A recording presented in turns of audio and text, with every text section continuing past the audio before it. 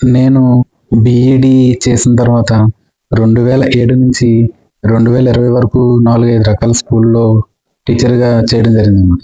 అందులో స్కూల్‌లో చేసేటప్పుడు అంటే వేరే ఊరికి స్కూల్‌కి వెళ్ళేటప్పుడు నేను ఎంతో కొంత మనీ 100, 200 అలా పెట్టుకొని వెళ్ళేవాడిని. ఎందుకంటే అక్కడ వెళ్ళిన తర్వాత ఏమి అవసరం అవుతదో మనం మనకు తెలీదు కాబట్టి పెట్టుకొని వెళ్ళేవాళ్ళం, ఖర్చు పెట్టేవాళ్ళం కాదు.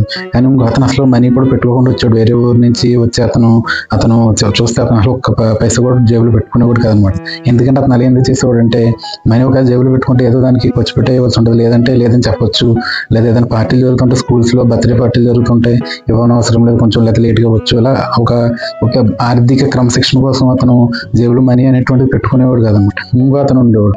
అతను ఆ ఊరు అతనే, కానీ ఏం చేసేవాడంటే అతను అరువులు పెట్టేవాడు అనమాట. ఒక షాప్ దగ్గర అరువు పెట్టేవాడు. అంటే ఇంత ఏ సరుకు కావాలో సరుకు తెచ్చేసుకోవడం, లేకపోతే తినడం, లేకపోతే ఇంటికి పట్టుకెళ్ళి అలర్ట్ చేసి అతను ఒక ఏం చేసేవాడంటే ఒక సర్టెన్ అమౌంట్ అయిన తర్వాత మాత్రమే అతను గుర్తు చేస్తే ఇంత అయిందండి అమౌంట్ అని చెప్తే అతను ఇచ్చేవాడు అనమాట.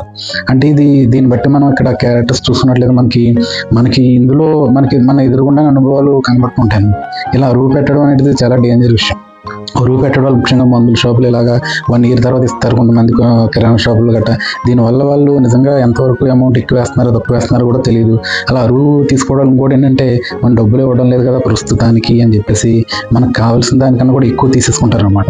ఈ అరువులు తీసుకునే నేచరు ఒకవేళ డబ్బులు లేకపోతే మనం ఏం చెప్పలేం, కానీ ఒకవేళ డబ్బులు ఉండి కూడా కొంచెం ఎంతో కొంత అమౌంట్ అరువులు తీసుకొని అలవాటు ఉంటే మానేసుకోవడం మంచిదన్నమాట. దానివల్ల ఆర్థికంగా వెనకబడడానికి అవకాశం ఉంటుంది.